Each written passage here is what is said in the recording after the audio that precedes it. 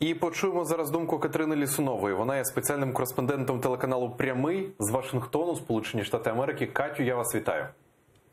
Так, вітаю, Олеже. Рада чути, бачити. Навзаєм, все навзаєм. Катю, котра у вас зараз година? Зараз 2 година майже, тобто 1:48. 1:48 дня. Правильно? Да, ну бачиш світло за вікном. То... Ну, а можливо, ви в студії, я ж не знаю. Тому доброго дня, тому що у нас же вечір. Ми долучали Андрія Дрофу з Китаю. В нього доброї ночі взагалі, в Європі доброго вечора і так далі. Дуже це цікаво. Насправді, Кать, давайте до теми головної повернемось. Першочергове питання – паніка. Ви самі прекрасно... Я бачу у Фейсбуці активні і бачите, яка паніка, яка величезна кількість фейків розганяється безпосередньо в Україні.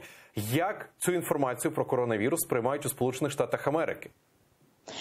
Ну, насправді зараз безпосередньо в Вашингтоні я висвітлюю питання і імпічменту, саме собою, але питання коронавірусу, а вже ж також нас доганяють минуту, тому що новини, а вже ж це одна із основних новин зараз в Сполучених Штатах також. І, до речі, поки чекала на включення, зараз було останні з брейкінг-ньюзів, які Associated Press оприлюднило, що у Сполучених Штатах зафіксовано перший випадок передачі від людини до людини коронавірусу в Сполучених Штатах Америки. Це відбулося в Чикаго, і це трапилося з чоловіком дружини, яка захворіла на вірус після повернення із поїздки в Ухань, Китай. Тобто зараз це перший такий випадок зафіксований в Сполучених Штатах Америки. В принципі, по всім штатам зафіксовано 6 випадків коронавірусу, але всі вони були від людей, які приїхали з Китаю, тобто підхопили це там. От перший випадок передачі від людини до людини зафіксований саме сьогодні.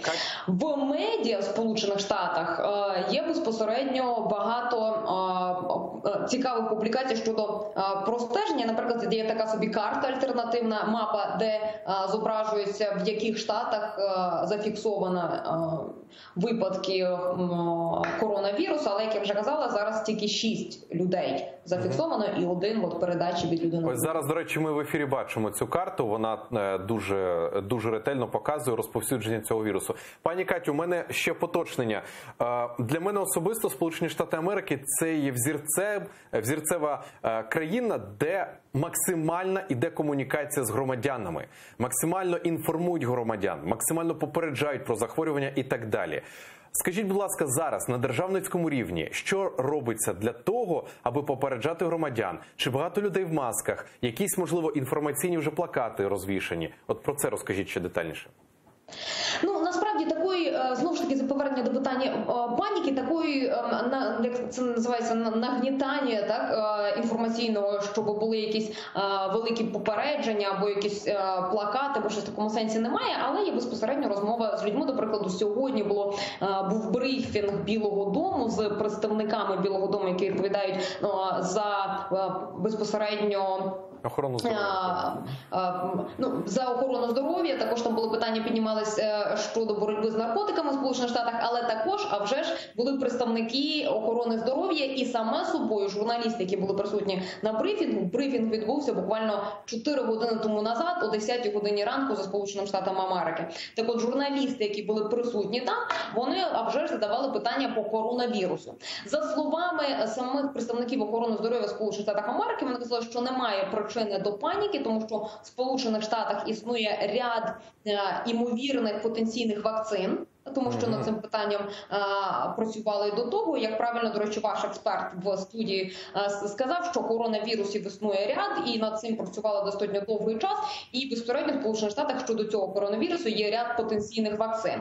Окрім того, є, як це я повторюю безпосередньо заяву представників охорони здоров'я в Сполучених Штатах Америки, вони сказали, що також є високотехнологічні системи скрінінгу під час прильоту і людей, які потрапляють на територію Сполучених Штатів Америки. І от безпосередньо вони, так би мовити, заспокоїли людей такі заявами про те, що є ряд речей, якими можна як попередити, так і, що називається, treatment, лікувати цю хворобу, принаймні в Сполучених Штатах Америки.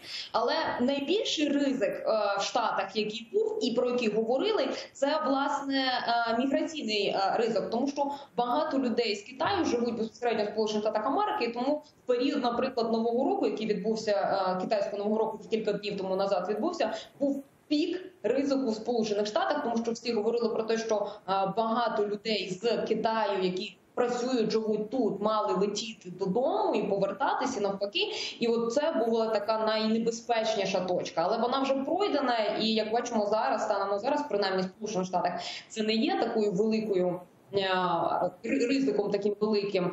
Про це говорять, але я не можу сказати, що американські ЗМІ нагнітають інформаційну істерику щодо цього. Водночас, якщо говорити просто про американців звичайних, в розмові з ними я можу сказати, що вони занепокоєні.